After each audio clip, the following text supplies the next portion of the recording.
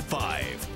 How do you know the drugs you need will always be there? Right now, kids with leukemia are dealing with a nationwide shortage of 2 cancer drugs. The situation has brought to light a much bigger problem of drug shortages and how that affects your health and what you end up paying. Tammy Vo has this Not on Your Side Health Watch. The numbers are frightening. The FDA confirms the number of drug shortages in recent years has tripled, calling it a serious public issue. Our local hospitals say drug shortages are pretty common. At one Texas hospital, it's an epidemic. A pharmacy director reports, "I've been in this business at least 23 years, and this is the worst it has been by far." There's things that are coming up every day short, and doctors' offices are calling, hospitals are calling, can you make this?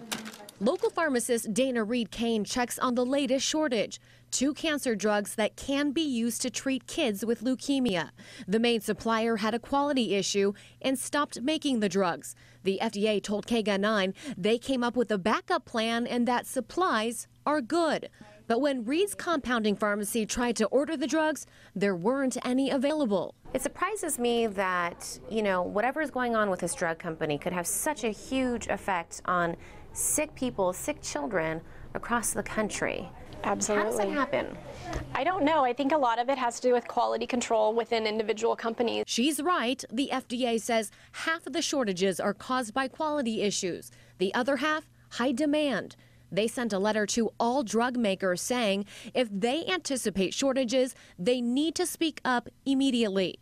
This pharmacist says that patients end up bearing the cost of their health and their pockets. People end up a lot of times having to pay more for their medications because unfortunately when drugs become short, it seems like when they come back on the market, they're always more expensive. And so it costs more to us and then it costs more to the patient. Tammy Vo, KGUN-9 on your side. All right, so what can you do if one of your prescriptions is in short supply? First of all, talk with your doctor about alternative medications or see if a compounding pharmacy can replicate the drug.